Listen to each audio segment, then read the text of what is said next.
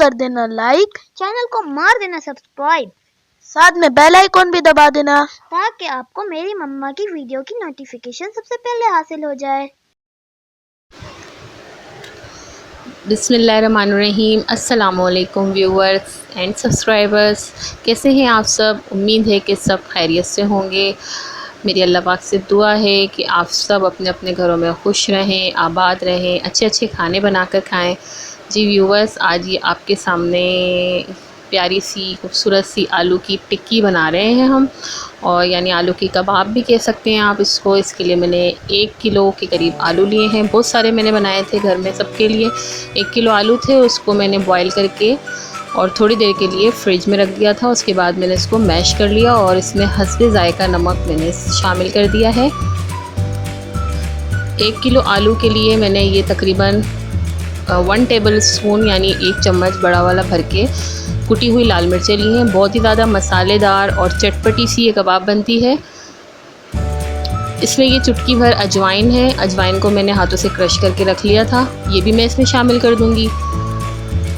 आधी चम्मच यानी छोटी हाफ़ टी स्पून मैंने इसमें हल्दी और 1 टीस्पून मैं इसमें लाल मिर्चों का पाउडर डाल रही हूँ।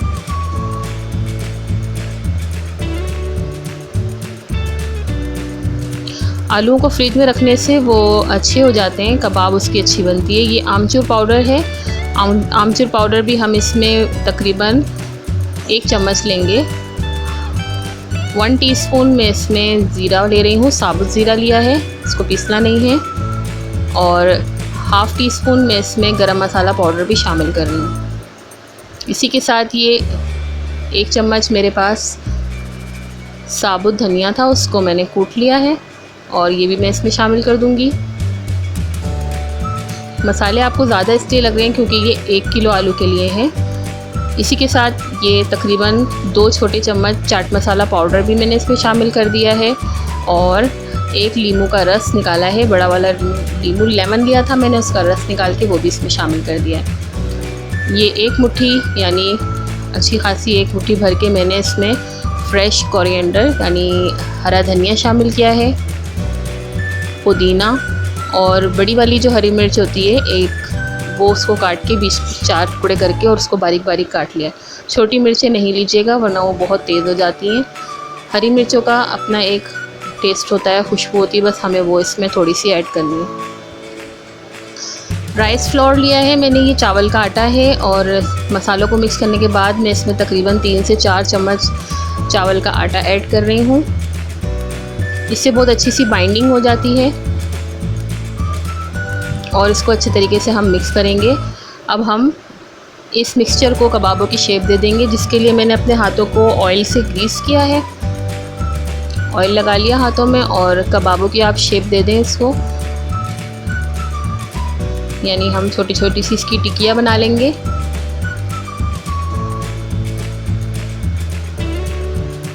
ये देखें, जिस साइज़ की आप रखना चाहें, छोटे साइज़ की, बड़े साइज़ की, आप ये कबाब शेप बना लें।